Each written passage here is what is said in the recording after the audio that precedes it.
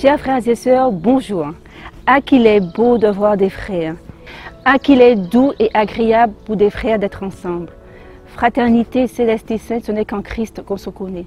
Chers frères, chères sœurs, chers amis, à tous ceux qui sont connectés, nous vous souhaitons une agréable et cordiale bienvenue.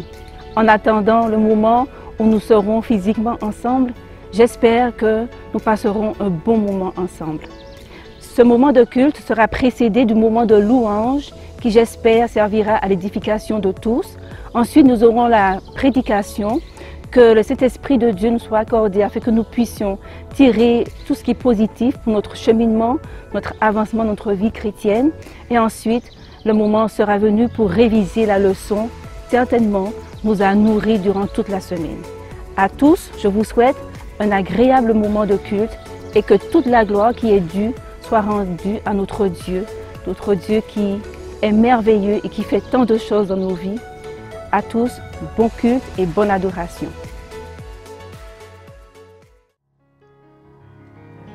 Bon sabbat à tous. Bon sabbat à tous.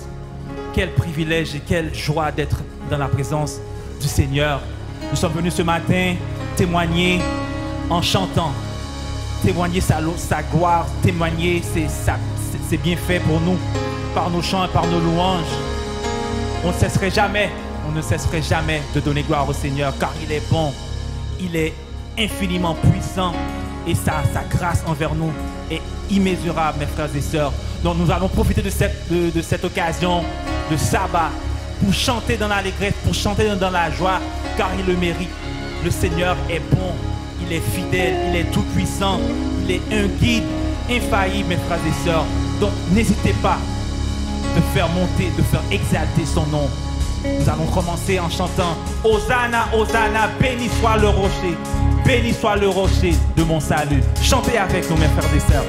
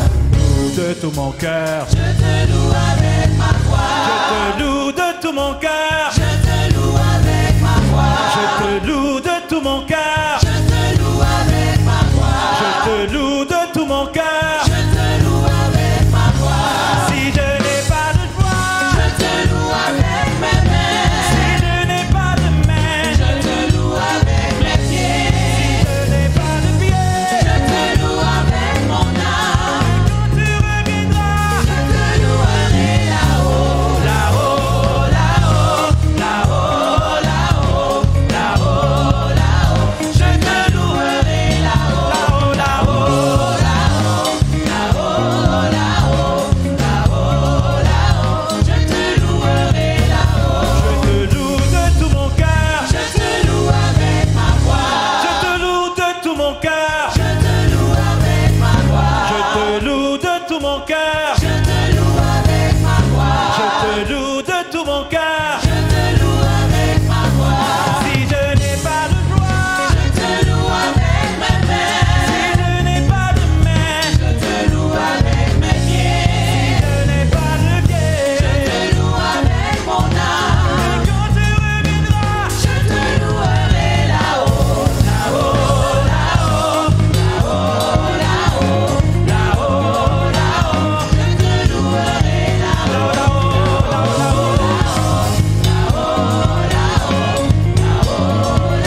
Je te louerai là-haut.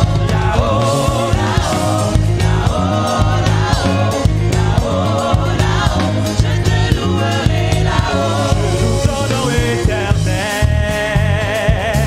Seigneur, je célèbre ta bonté. Quelle joie tu vis en moi. Quelle joie tu viens pour nous sauver. Tout le monde ensemble, je loue ton nom. Je loue ton nom éternel. Seigneur, je célèbre ta bonté. Quelle Joie tu vis en moi. Quelle joie tu viens pour nous sauver. Tu viens du ciel, tout le monde ensemble. Tu viens du ciel sur la terre, montrer la voie de la terre à la croix, payer pour moi de la croix jusqu'au tombeau et du tombeau jusqu'au ciel. Je loue ton nom éternel. Je loue ton nom éternel. Seigneur, je célèbre ta bonté. Quelle joie tu vis en moi. Quelle joie tu viens pour nous sauver. Quelle joie tu viens pour nous On le sauver. redit encore, je loue ton nom éternel. Je loue ton nom éternel. Seigneur, je célèbre. Seigneur, je célèbre ta bonté. Quelle joie tu vis en moi.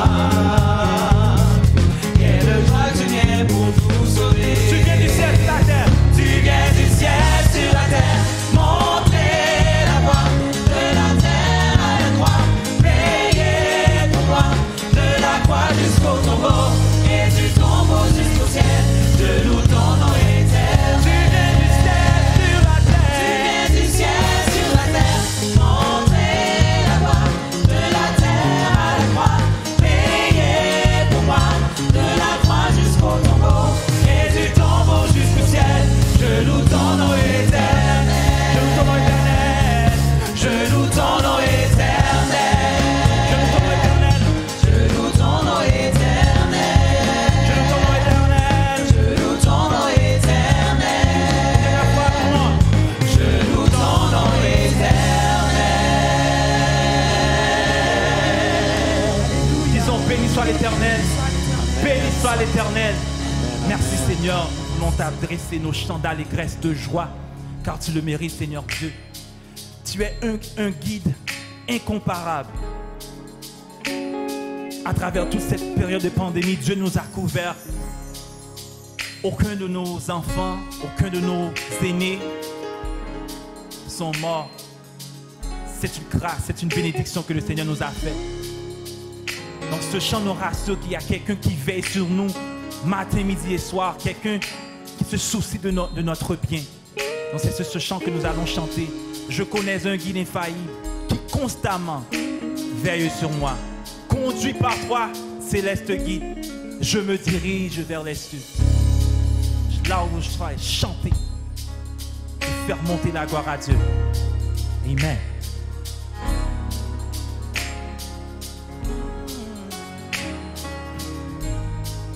connais un guide infaillible, tout le monde ensemble.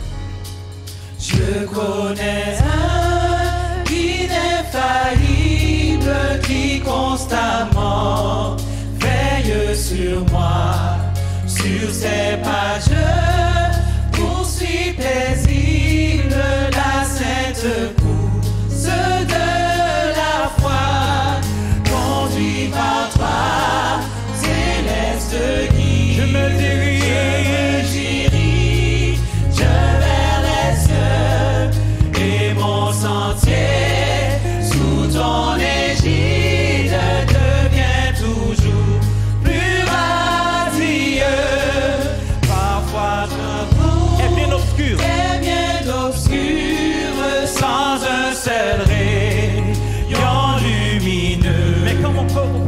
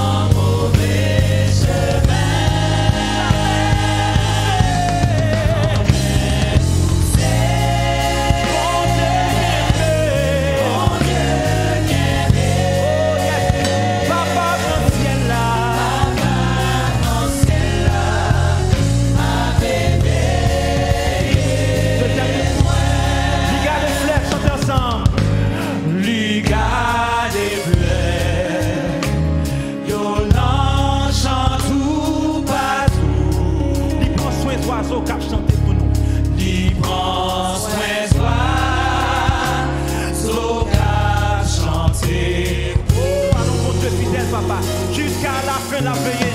Jusqu'à la La veille, moi. veille, moi, Papa dans le ciel là. Papa dans le ciel là, a réveillé moi. Non, Dieu. Confiance en Dieu, connais l'avance, ouais, moi. Dans les airs, ou dans mauvais chemin,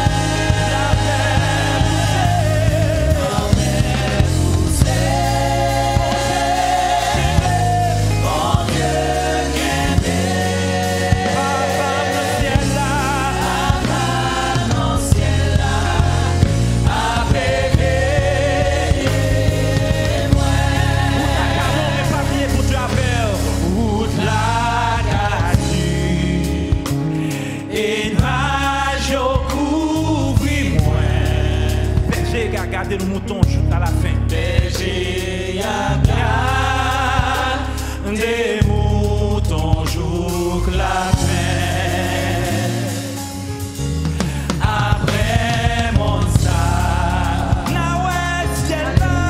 na ouais ciel là, Papa dans le ciel là. Papa mon ciel là, a réveillé moi. Non, Dieu. Confiance en Dieu, connais l'avance, ouais, moi.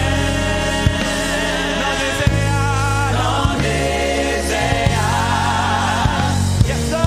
dans mauvais chemin, l'emmène pousser. Bon Dieu qu'aimé, Papa dans le ciel là.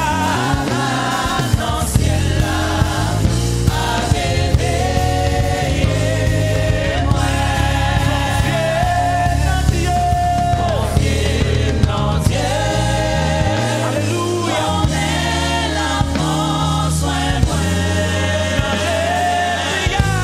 Dans les airs, ou dans mauvais chemin,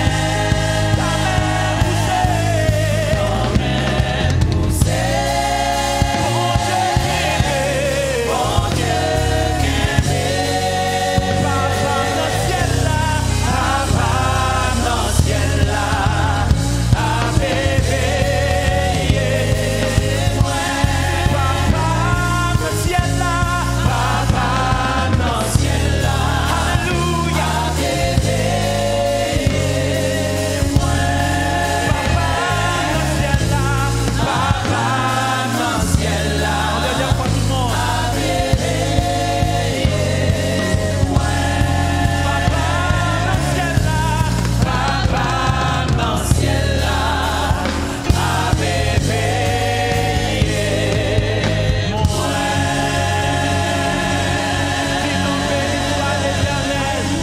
Béni soit l'Éternel. Gloire à Jésus. Gloire à Jésus. Tu es digne, papa. Tu es digne de notre louange. Tu es digne de l'adoration, Père. Merci de tu veilles sur nous, Seigneur Dieu. Merci parce que tu prends soin de nous, Seigneur Dieu. Tu nous couvres sous tes ailes. Quel bon papa. Quel ami fidèle, Seigneur Dieu. On ne cesserait jamais de faire monter ta gloire, Seigneur Dieu. Exalter ton Saint-Nom. Merci, Père. Merci. Merci pour ton amour, pour ta grâce envers nous. C'est au nom de Jésus que nous t'adressons cette louange. Amen.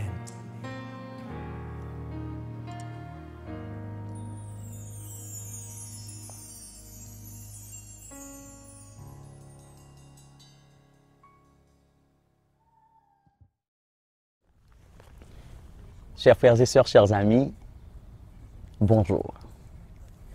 Que la paix et la grâce du Seigneur Jésus soient avec vous tous. Ce matin, ces mots sont plus pour moi un souhait, une prière que de simples salutations.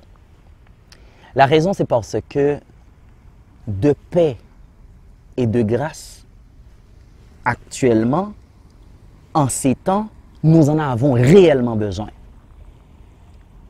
Nous avons besoin de paix parce que la paix prend tout son sens quand la sécurité est mise à mal.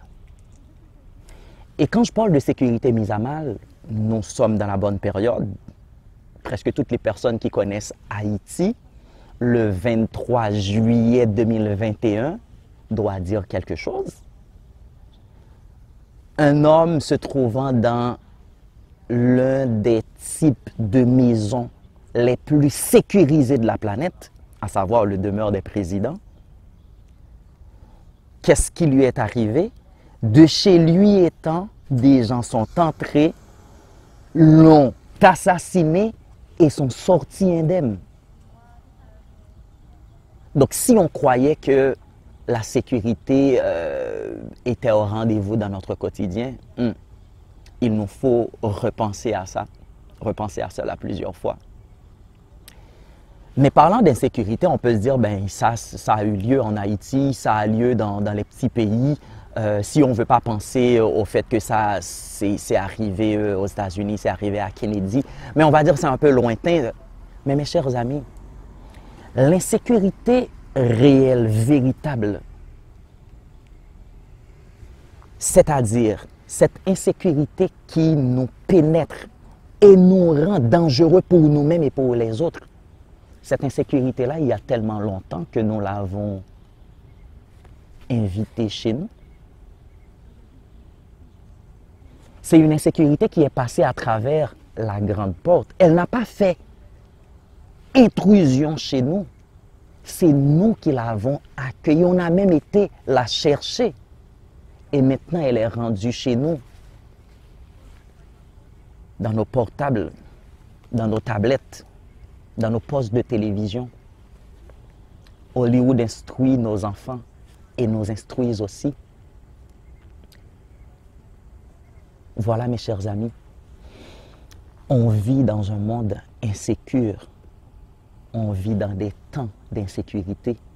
D'où la raison pour laquelle vous souhaitez paix est vraiment appropriée.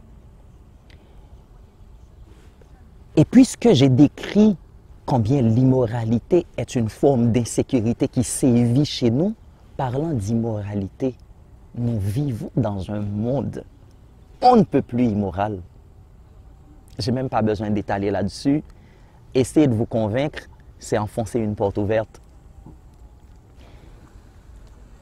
Et à cause de tout cela, la grâce prend tout son sens.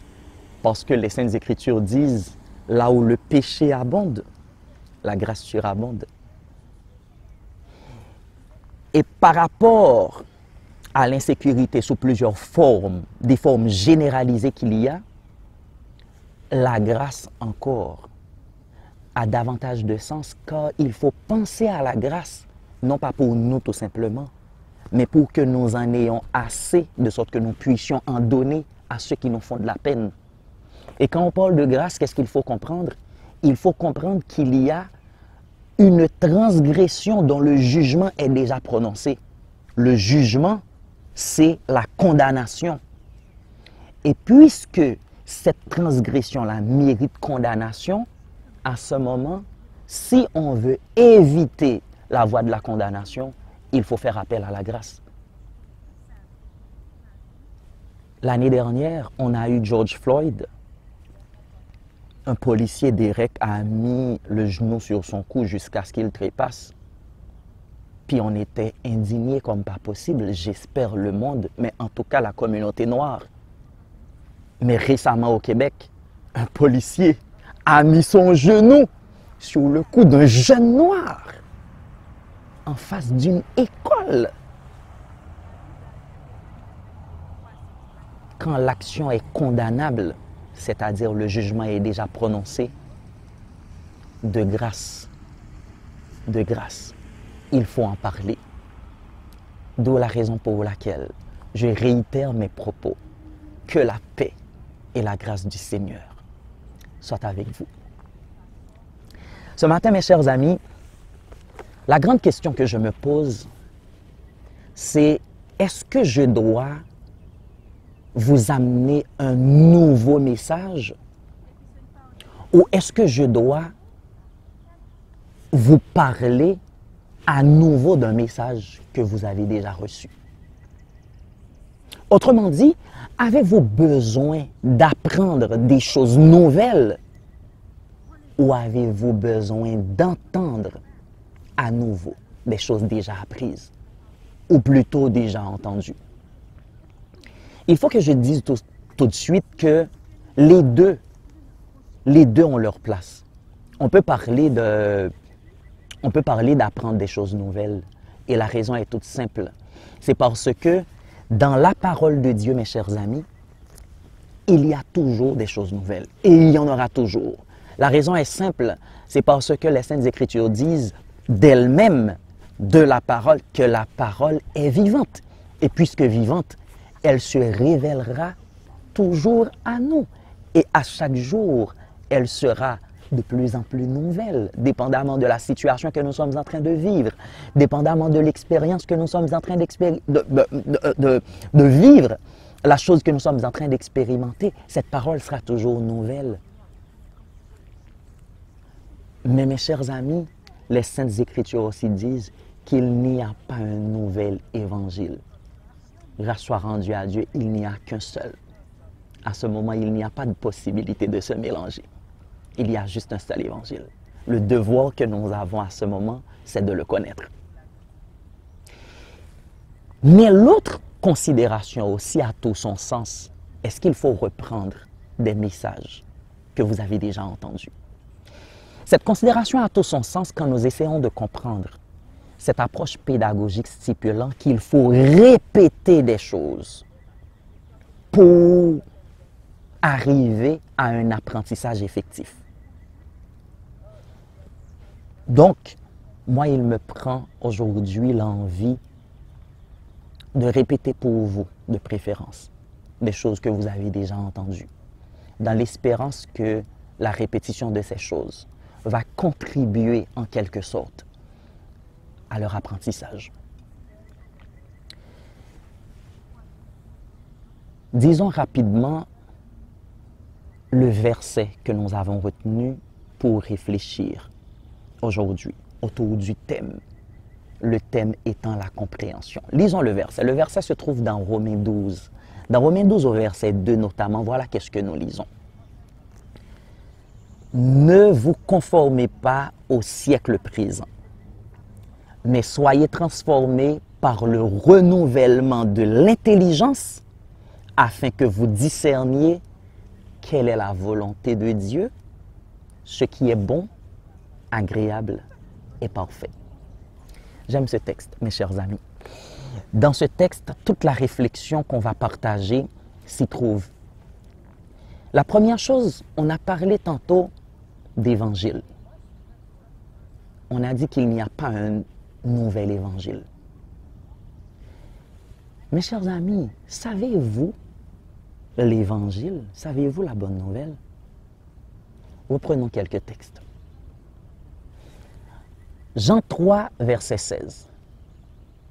Car Dieu a tant aimé le monde qu'il a donné son Fils unique afin que quiconque croit en lui ne périsse point, mais qu'il ait la vie éternelle. Or, la vie éternelle, c'est qu'ils te connaissent, toi le seul vrai Dieu, et celui que tu as envoyé, Jésus-Christ. Celui qui persévérera jusqu'à la fin sera sauvé. Cette bonne nouvelle du royaume sera prêchée dans le monde entier. Cette bonne nouvelle du royaume, cet évangile, sera prêché dans le monde entier pour servir de témoignage. Alors viendra la fin. J'aime beaucoup ces textes, mes chers amis. Pourquoi je les aime? C'est parce que ces textes nous disent que la bonne nouvelle, l'évangile, c'est pas compliqué. C'est pas compliqué, mes chers amis. Maintenant, si l'évangile n'est pas compliqué, Retournons dans le texte pour comprendre quelque chose. Ne vous conformez pas au siècle présent. Quand il est question du siècle présent, qui est-ce qui est en train de nous parler? L'apôtre Paul. Quand il nous parlait de cela au premier siècle, il nous disait déjà au premier siècle, ne vous conformez pas au siècle présent, c'est-à-dire au premier siècle, le siècle là où il vivait. Qu'est-ce qui caractérisait le siècle pendant lequel l'apôtre Paul vivait? Romains 1er va nous aider à comprendre cela.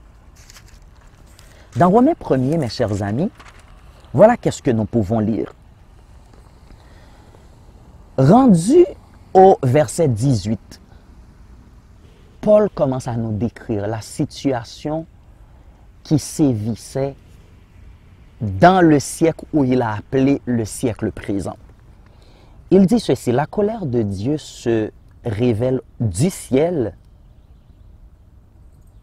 contre toute impiété et toute injustice des hommes qui retiennent injustement la vérité captive, car ce qu'on peut connaître de Dieu est manifeste pour eux, Dieu le leur ayant fait connaître.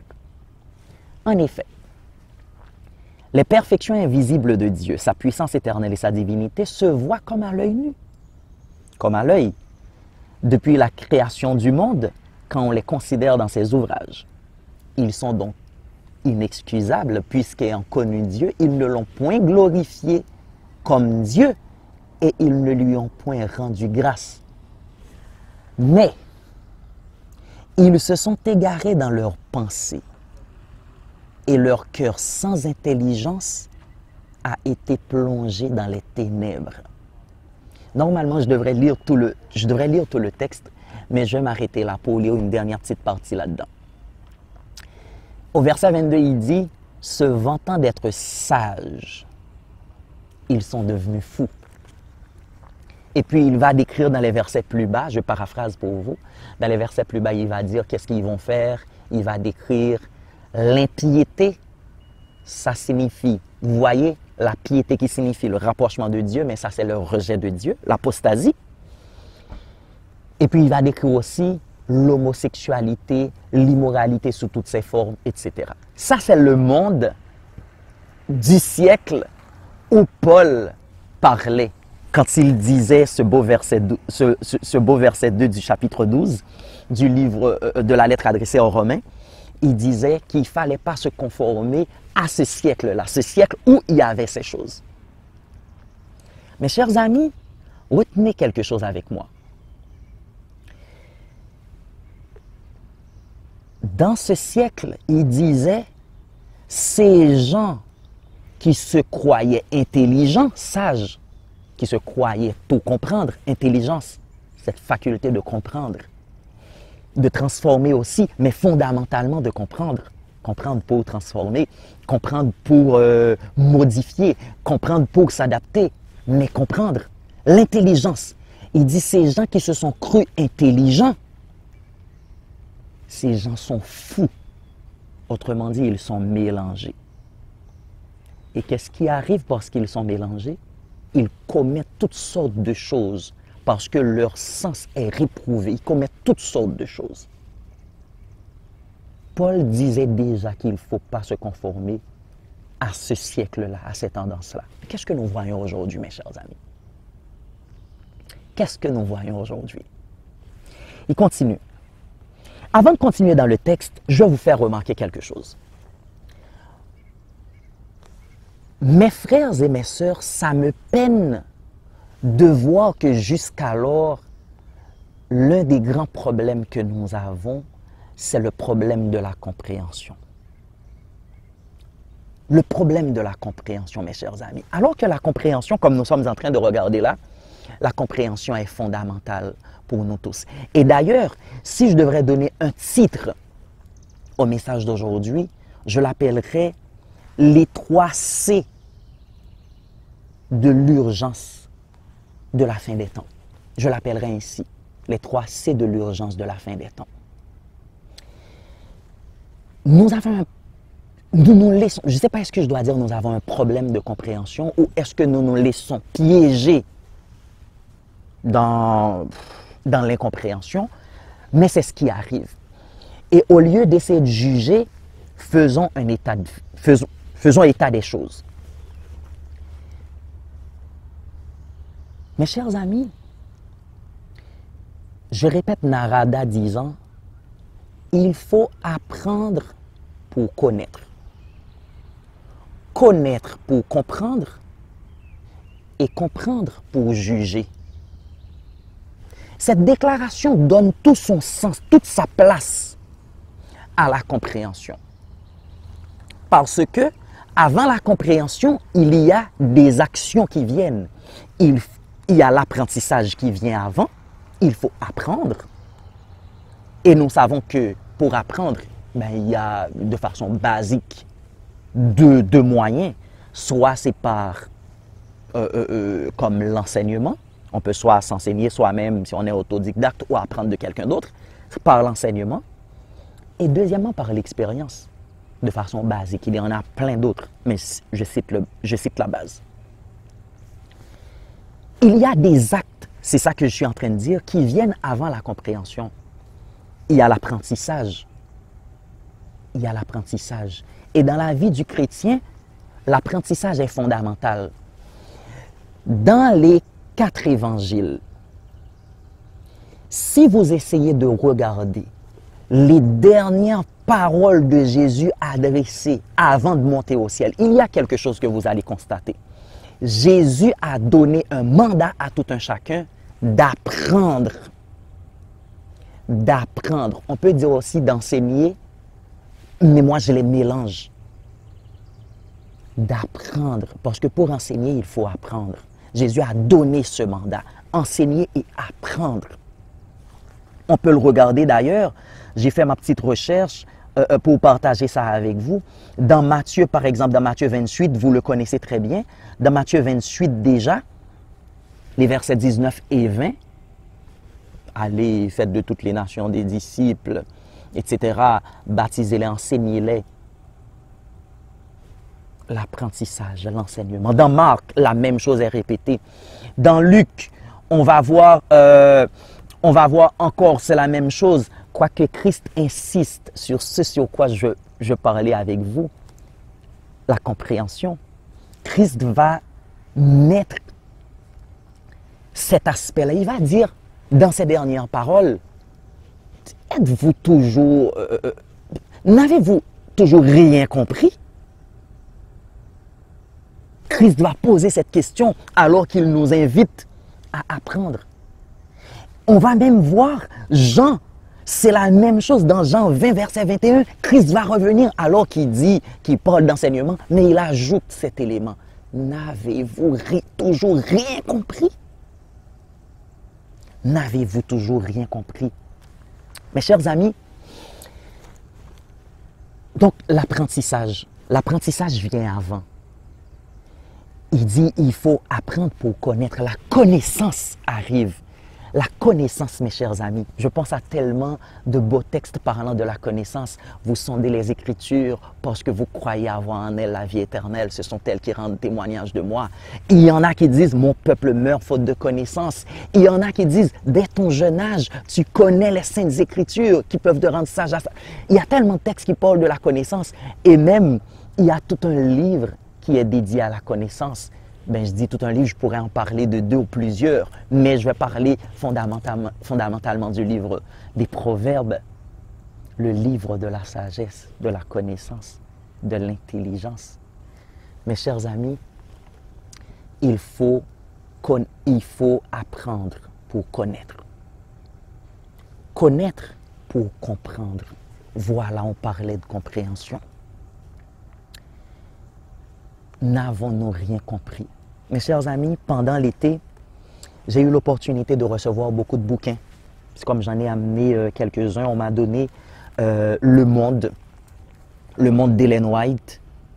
On m'a donné aussi, je ne l'ai même pas encore ouvert, on m'a donné Évangéliser les villes, je ne l'ai même pas encore ouvert. On m'a donné les Épîtres générales et l'Apocalypse. C'est comme une Bible expliquée. On m'a donné aussi la version œcuménique de la Bible, Tob, traduction œcuménique de la Bible. Mais qu'est-ce que je veux dire, mes chers amis? Je pense beaucoup à l'eunuque éthiopien et de son expérience avec Philippe. Philippe lui a posé une question. Philippe lui a dit, « Comprends-tu ce que tu lis? Comprends-tu ce que tu lis? » La question de Philippe prend tout son sens quand on revient dans le texte de base qu'on est en train de regarder. Ne vous conformez pas au siècle présent, mais soyez transformés par le renouvellement de l'intelligence. Soyez transformés par le renouvellement de cette faculté qui nous permet de comprendre. Voyons voir la suite qui explique tout de suite qu'est-ce que la phrase d'avant veut dire. Afin que vous discerniez quelle est la volonté de Dieu, ce qui est bon, agréable et parfait. Voyez-vous la chose? Il faut comprendre, car c'est grâce à la compréhension qu'on pourra faire le distinguo entre qu'est-ce que Dieu attend de nous et qu'est-ce qu'il n'attend pas de nous. Mes chers amis, il y a beaucoup de choses que nous autres aujourd'hui adventistes, chrétiens adventistes, chrétiens en général, chrétiens baptistes, chrétiens témoins de Jéhovah, chrétiens catholiques, nous avons beaucoup de choses à comprendre aujourd'hui. Quand nous retournons sur l'histoire de notre Église, qu'est-ce que nous avons appris? Nous avons appris que on n'était pas des Béréens. On n'était pas des Béréens. On nous enseignait et puis on était tout enflé d'orgueil après parce qu'on disait qu'on savait. On nous a enseigné, on savait, plus nécessaire de chercher parce qu'on savait. Mais mes chers amis, je cite Nietzsche qui a dit quelque chose et qui prend tout son sens là maintenant. Il dit, ce n'est pas le doute qui rend fou, mais la certitude. La chose que j'ajouterais à la réflexion de Nietzsche, ce n'est pas la certitude de la vérité, c'est la certitude que nous avons, que le monde nous donne aujourd'hui. Voilà qu'est-ce qui rend fou. Parce que, mes chers amis, quand vous savez que l'ignorance est moins pire, pour ne pas dire, oui, je vais le dire comme ça, l'ignorance est moins pire que mal comprendre quelque chose. Parce que quand vous ignorez quelque chose, vous savez que vous ne le savez pas. Mais quand vous avez mal compris quelque chose, vous ne savez pas que vous ne savez pas. Il y a beaucoup de choses que nous avons apprises. Il nous faut revenir dans les Saintes Écritures pour les comprendre maintenant. Parce que, comme Narada disait, il faut comprendre pour juger, c'est-à-dire pour prendre une décision. Il faut comprendre pour savoir quelle direction prendre. Et dans le texte, je préfère le texte à la déclaration de Narada, il dit « Ne vous conformez pas au siècle présent, le renouvellement de l'intelligence va servir à quoi? Va vous servir à discerner quelle est la volonté de Dieu pour vous. » Mes chers amis, je veux conclure en vous disant ceci. On est à la fin des temps. Avez-vous compris cela? On est à la fin des temps. Et ce n'est pas qu'on est à la fin des temps en 2021, on l'était depuis bien avant. Pourquoi est-ce que c'est important que nous comprenions qu'on est à la fin des temps aujourd'hui? C'est parce que de notre compréhension de quelque chose va découler nos comportements et notre attitude. Et laissez-moi de ma conclusion partager avec vous des textes pour vous faire comprendre qu'on est à la fin des temps et ça ne date pas d'hier. Si par exemple je prends le texte de 1 Pierre, je suis dans 1 Pierre 1er. Dans 1 Pierre 1er, rapidement, qu'est-ce que nous lisons? Pierre qui expliquait déjà pourquoi est-ce que... Pierre qui Pierre qui nous parlait déjà du sacrifice de Jésus. Dans 1 Pierre 1er, si je rentre rapidement dans le verset que je veux partager avec vous, vous lirez les autres versets d'avant. Déjà dans 1 Pierre 1er, voilà qu'est-ce qui est dit. Je suis dans 1 Pierre, chapitre 1er, il dit ceci. Si je commence au verset 18, il dit « Sachant que ce n'est pas par des choses périssables, par de l'argent ou de l'or que vous avez été rachetés de la vaine manière de vivre que vous aviez hérité de vos pères, mais par le sang précieux de Christ comme d'un agneau sans défaut et sans tache, prédestiné avant la fondation du monde et manifesté quand? À la fin des temps. Christ est mort. Ce sacrifice dont il est question, ce sacrifice dont il est question a eu lieu il y a 2000 ans. Donc depuis 2000 ans, et Pierre qui a fait cette déclaration, 2000 ans, on est à la fin des temps. Mais mes chers amis, j'ai tellement de textes, comme je n'aurai pas le temps, allez les lire et vous les verrez. Encore dans 1 Pierre, encore dans le texte de 1 Pierre, il y a d'autres références qui nous laissent voir que nous sommes à la fin des temps. Et le dernier texte que je veux partager avec vous, c'est un texte très connu, même pas nécessaire de le chercher, vous le connaissez, dans 2 Timothée 3, à partir du verset 1er. Qu'est-ce qu'il dit? Il dit que sache dans les derniers jours, qu'est-ce qui va y arriver? Voilà comment les gens seront. Les gens seront méchants, intempérants, ils vont rejeter Dieu, ils vont aimer le plaisir plus que Dieu, ils vont aimer l'argent, ils vont être intempérants, tout et tout. Mais est-ce que c'est des choses que les gens auront ou c'est des caractéristiques que les gens avons depuis des années? Nous sommes à la fin des temps, mes chers amis. Et ce problème de compréhension, quand nous pensons que la fin des temps s'en vient, on n'est pas à la fin des temps. Le problème réel qui se pose, nous sommes endormis, mes chers amis. Nous sommes endormis. Mes chers amis, je conclus en vous disant ceci. Les Béréens, voilà qu'est-ce qu'ils faisaient. Et je vous invite à aller lire le texte dans Actes. Il dit, ces Juifs avaient des sentiments plus nobles que ceux de Thessalonique. Ils accueillaient la parole avec empressement, ou ils recevaient la parole avec empressement, mais ils faisaient quelque chose après. Ils allaient chaque jour dans les Écritures, ils allaient fouiller dans les Écritures pour valider si ce qu'on leur disait était vrai.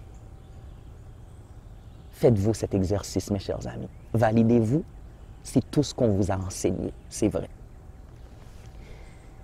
Soyez transformés par le renouvellement de l'intelligence. Dieu vous a donné une intelligence. N'ayez pas peur. Tout ce qu'on vous enseigne, retournez dans les Saintes Écritures. Validez-les. Et à ce moment, vous n'allez pas être des gens qui vivent selon l'explication que quelqu'un vous a donnée, mais vous allez être de ceux qui vivent selon l'explication que Christ lui-même a donnée de ses Saintes Écritures. Tel est le vœu de mon cœur pour vous aujourd'hui. Que le Seigneur vous bénisse. Prions le Seigneur.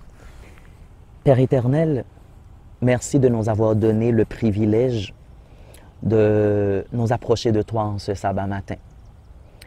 Merci de ce que tu nous as donné ce repos. Repos pour notre corps, repos pour notre âme. Repos nous donnant d'expérimenter cette atmosphère du ciel, cette atmosphère de l'éternité bienheureuse qui nous est réservée. Merci pour cette grâce infinie, tendre Père. Père, tout ce que nous voulons, c'est que nous recevions ton approbation. C'est que toutes nos actions te plaisent. Mais Père, pour y arriver, il nous faut comprendre qu'est-ce que tu attends de nous. Tu nous enseignes dans ta parole beaucoup de choses, Père, tu nous enseignes. Nous avons entendu beaucoup de choses. Des fois, nous avons lu beaucoup de choses. Mais c'est comme si le Saint-Esprit,